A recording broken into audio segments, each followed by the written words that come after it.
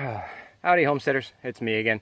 So, I recently got an Alaskan Mill, as I'm sure some of you might have seen the photos that I posted before, and I've been milling up some 2-inch boards for the cabin renovation. I had a couple of people ask, hey, would you mind sharing the process, how you go about making the first cut, the sequential cuts, or cuts after that. And so I figure that with what limited knowledge I have, because I've cut all of a dozen boards, so I disclaimer right now, but no means an expert. But I figure I would start it as if I just dropped this tree. This is actually going to be the third log I'm taking off of this tree. But for all intents and purposes, it just fell. So I'm going to start by limbing it, cutting it to length, start milling it, kind of walk you guys through the process, again, with my limited knowledge. And just kind of show you how you can go about getting started. Because even with my construction background, welding background, gone to school for it, been trained in it, been working for it for years, I was still hesitant to get started. Because most of the stuff I try doesn't work out very well the first time, and this was something I had built up and built up and built up in my head so much that I didn't want to try it and then fail miserably at it, and then only to realize that I suck at something else. So this was actually a huge success, big learning curve, and I'm going to go through some of that with you guys. But yeah, stay tuned. There'll be fast-forwarding bits of me doing the stuff that doesn't really require an explanation. So enjoy the video. I'm about to start limbing it, cutting it, cut it to length, and then I'll go about telling you guys how I mount the ladder for the first cut, and we'll go from there. So enjoy.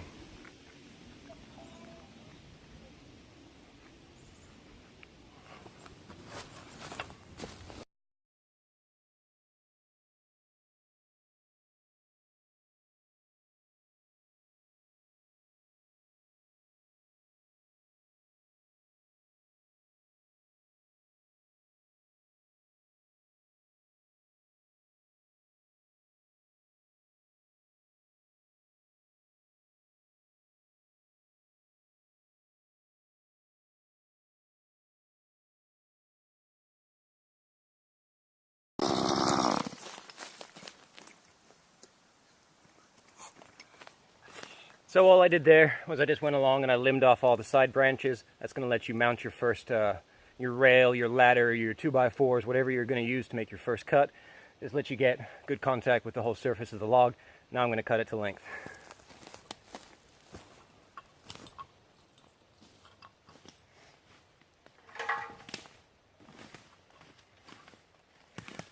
So I can't hear a word I'm saying right now, forgive me if I'm yelling. But this is what I'm using. It's just a 10-foot section of extension ladder. Nice, straight, flat plane. You use that to make your first cut. It's working pretty good. I'll explain to you guys why I'd probably go a different route if I was going to do this again here in just a second.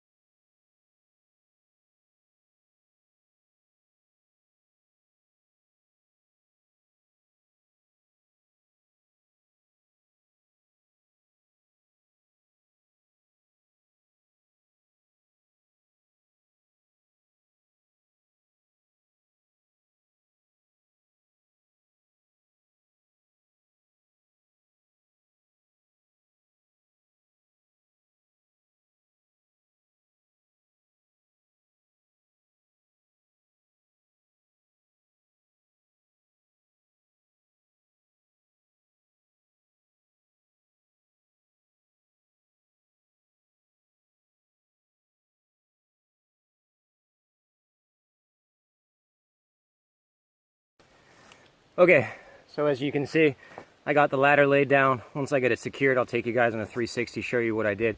But basically, I cut notches out of each end that allow it to sit flat and flush along the length of the log. You just want to find the best way it rides. Some people, you'll see a lot of videos on YouTube, they talk about, well, you know, you want to make it a level, bubble level, water level, alcohol level, whatever you call it, whiskey stick. And make sure that the ladder, your first cut, is level. Doesn't really make any difference. The ladder, for the most part, if you've got a straight log, is going to follow the contour of the log. A straight cut is a straight cut. Level is relative.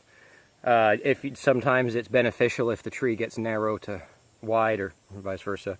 You may want to adjust the ladder so you maximize your cutting efficiency, but for the most part, as long as you get a straight, true first cut, you just run the saw off of that first cut, and it has to be straight and true.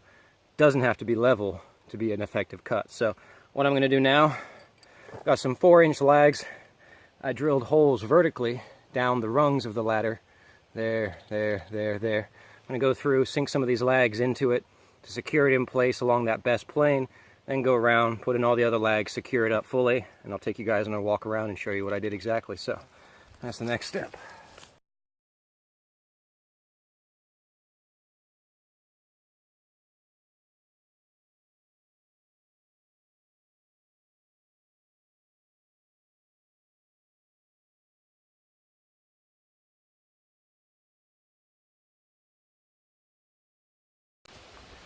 So I put the first lag in. You can see now the ladder's resting on the log. So I'm just going to find points where the rung is touching the log. If there's a gap, like here, that looks really weird, sorry. And you sink that lag too deep, you're going to flex your ladder against the surface of the log, and you're going to lose that straight, true cut.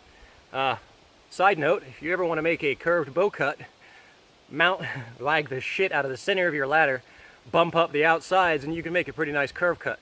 Do not ask me how I found that out already. So I'm going to put a lag in here where this rung has good contact with the log.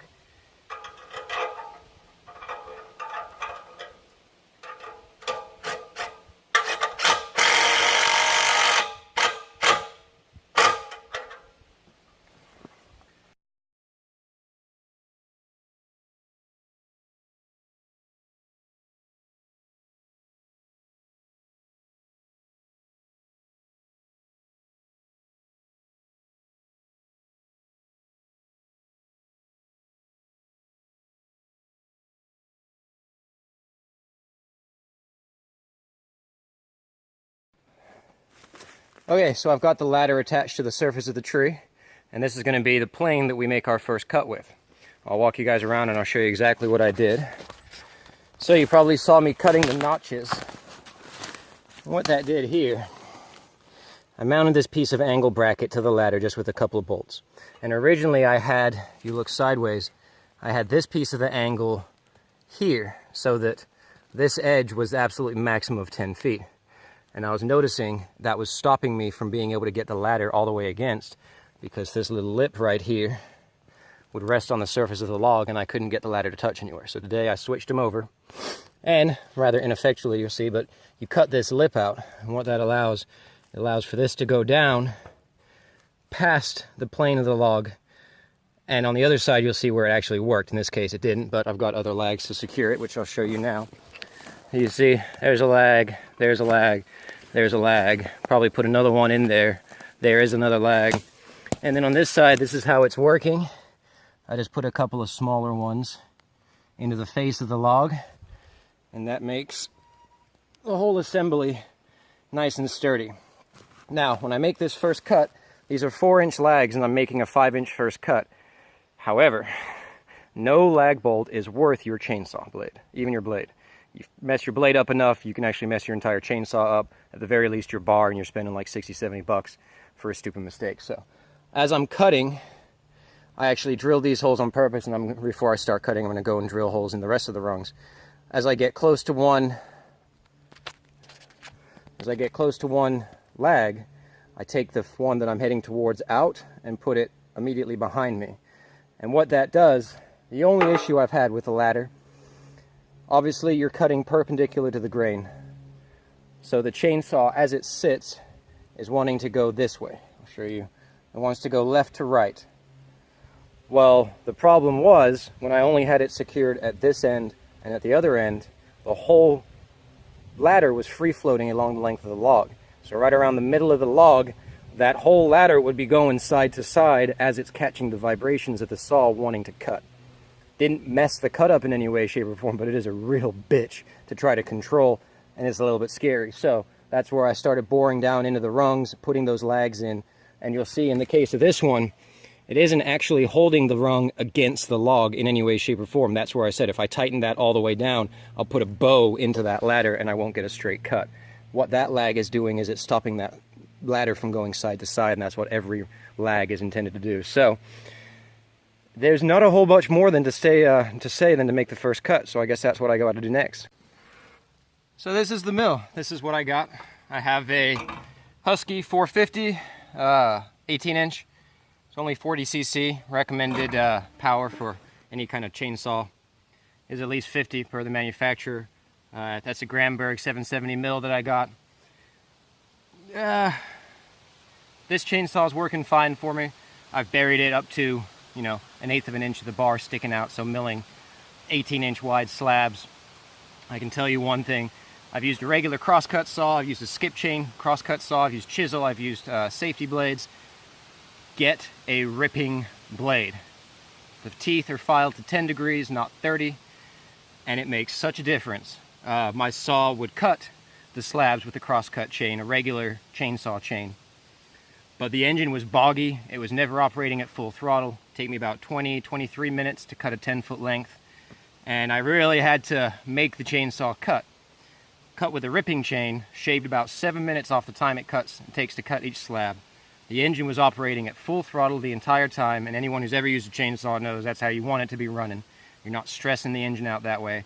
And the cuts were cleaner, smoother, and I barely had to touch the thing, and it wanted to cut. And so you can get some cheap. The one I used, I don't represent them, I don't get anything from it. They're called Archer. They're an Australian company. They make their own chain.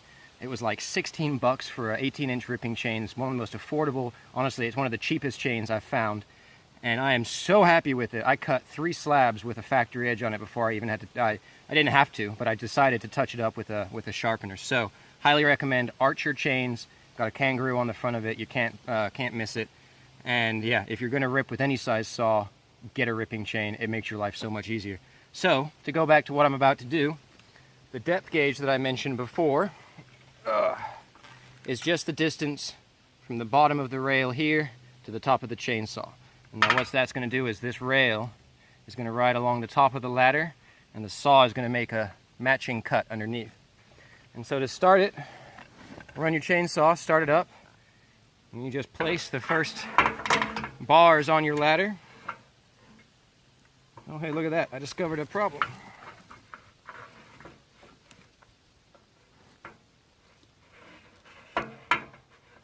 Okay, and just like that, you start the saw, you start making the cut, and then you go the length. So,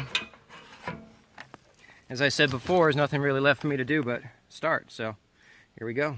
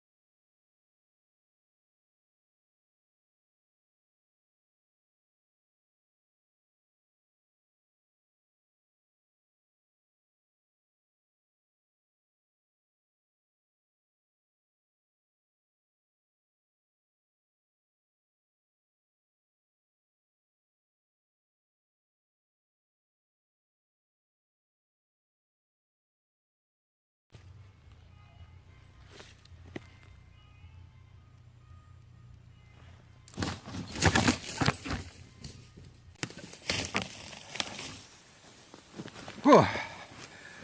Freaking trespassers, man. I had my headphones on for 5 minutes, and in that time someone came up onto the property and decided it was nicer, rather than back down the road that's clearly marked as private property, they're just going to come onto the property to turn a U-turn and go back. Anyway, so a couple things based off of the first cut. I completely forgot what I was going to say. Made the first cut. Oh, okay. So two things. I've reached the first lag bolt, and I'm going to stop, take that lag bolt out, and then the only other thing you do as you continue to cut, and this is with every cut, not just the first cut, you grab a couple wedges and you wedge up the back. That way, as you get into the cut, all that extra wood that you just made this cut on isn't leaning, pinching the blade. I just use forestry wedges, felling wedges, tree cutting, falling down wedges. You can make your own. I had these laying around in my chainsaw bag. They work just fine. I only need 2. Some people will wedge all the way along. I take the wedges out, move them down, as you'll see, and it works just fine for me. So I'm going to move the camera, finish the rest of the first cut, and show you guys what it looks like when it's done. All right, let's do it.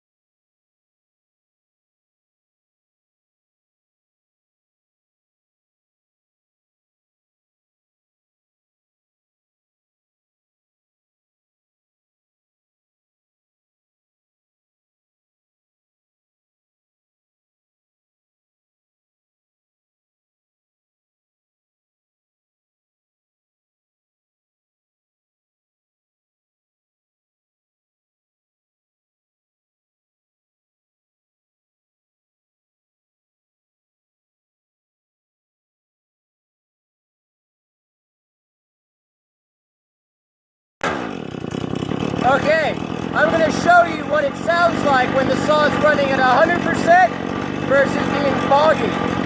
So this is 100%.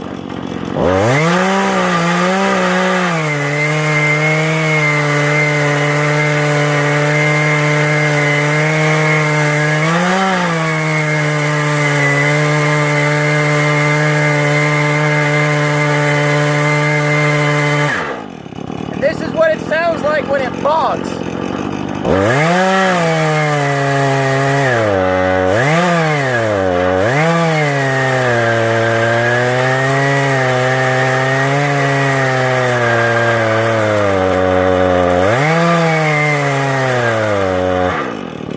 It's hard to do because the ripping chain wants to just stop.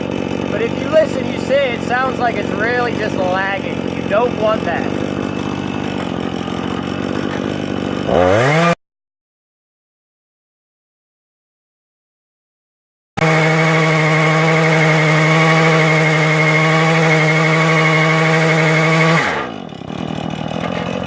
See the wobble?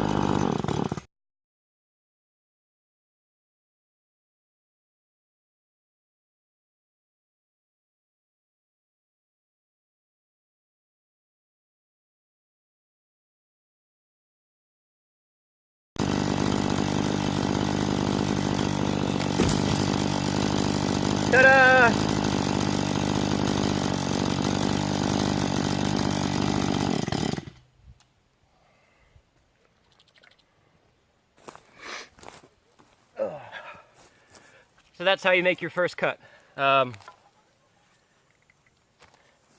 Couple of things. If you're going to use a ladder, try to make sure that the width of your rails are not wider than the width of your crossbars on your saw. For a first cut for me, if you notice, I have to make the cut at a really sharp angle, and I have two rungs resting on the, or two rails resting on the closest side of the ladder to me. The far side, I only get like the corner of one, and so I got to be really careful. There's just no way to square it up and have both the bars reach onto that side of that ladder, unfortunately. Design flaw on my part. A bigger mill would overcome that problem. A smaller ladder would overcome that problem. I just happen to have both, so I'm trying to make do with what I have. Yeah, I mean, that's about it. If you noticed the sound you'll hear when your chainsaw is running, peak performance. And just a side note, if you guys have never heard this before, pound for pound, a chainsaw puts out as much power as a drag race car. It's like one of those like super fast, stupid looking pointy things. Pound for pound, that's how much torque and power a chainsaw engine is putting out. Use good quality gas, use fresh gas, treat it right. So many people put like 86 octane in it, and then they dig it into the dirt and they don't keep the chain sharp, and you're buying a $400 or $500 chainsaw and treating it like a Civic. It's not. It's a Maserati. You got to treat it well, and it will last forever. I had a couple things I wanted to say. That's about it. From here now, I will adjust the depth of the chainsaw to 2 inches. And side note, the Granberg 777, fantastic. I got it for like 130 bucks on Walmart, free shipping. Made in America. Everything is precision made. The depth gauges are just about freaking spot on as you need for rough milling, right out of the box. And it's sturdy, simple. Adjusting the bar is easy. Taking the chainsaw in and out, because you can't sharpen it, you can't fill it up when it's mounted to the mill, is easy. It's 2 screws. The whole thing works with your chainsaw tool.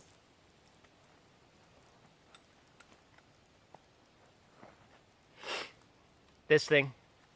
And yeah, it's a great little product. I highly recommend it. Again, no one's paying me for this. I don't get anything from it. I own a Husqi. 340. Yeah, couldn't even remember it. Husqi 340E. I've got Archer ripping chains and a Granberg 770 Mill, and this is what I'm doing with it. I'm ripping 2-inch slabs like it's nothing. I'm stacking it up for the cabin rebuild, and I love it. So this is my personal experience. I'll be editing all this, making it shorter, because God, we all know how much I like to run my mouth. And hopefully you guys found it informative, educational. If you're looking at wanting to do something to get your own lumber, for rebuilding the cabin, I was looking at over $500 in just plywood. Doesn't include 2x material, doesn't include shingles, doesn't include anything like that. For just the plywood to do the ceiling and the floor, I was looking at over $500. This chainsaw, the mill, and the blades didn't cost me $500, and I'm taking it from trees on my land. It's really easy. There's a learning curve. There's safety to be aware of. A chainsaw will open you up. You guys can see that little hole in my pants. It'll open you up quick as look at you, so be careful. Feel free to shoot me a message if you have any more questions. If I did anything wrong, keep a lid on it. I don't really... I'm kidding. No, I know I probably didn't do everything right. There's a lot of things I need to learn, a lot of techniques I need to work on, so any constructive criticism, by all means. You're not going to make me cry. I can't guarantee I won't lock myself in a room with a box of crayons and do the marine thing, but you're not going to hurt my feelings. If you guys want to see more, like I said, I'm ripping this lumber down, stacking it literally 20 yards in that direction, right next to the cabin. Once I get ready to rip that thing down, then I'll probably be putting some more videos up. But this is me from start to finish, dropping the tree, exception of limbing it, mounting the ladder, making the first cut, and I'll probably throw in video of the second cut just so that you guys can see how it goes. But I think I'm pretty much done running my mouth, so enjoy the little fast forward bit that's coming after this. And like I said, if you guys have any questions, comments, concerns, bitches, moans, gripes, complaints, leave it in the comment. And thank you for watching. Have a good one, homesteaders.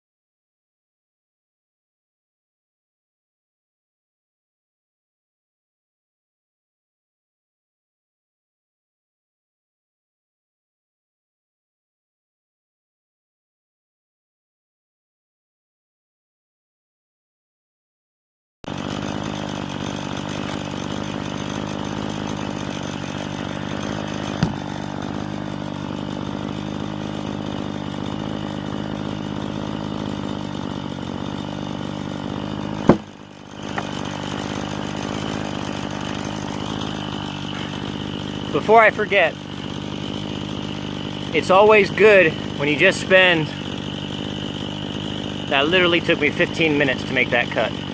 When you spend 15 minutes running your saw full throttle, give it a minute or two just to let it idle, cool itself back down. Again, with chainsaws, it's the little things you do that make them love you and make them work for you. And as someone who previously had the worst luck with chainsaws, these two Huskies, I got a 16 and an 18 inch, are fantastic. So, hope you enjoyed. That's another freaking 10-foot 2x8, 2x10 maybe even, that cost me 15 minutes of time to make. I got like 3 more to get out of here, so y'all have a good day. I'm gonna get back to it.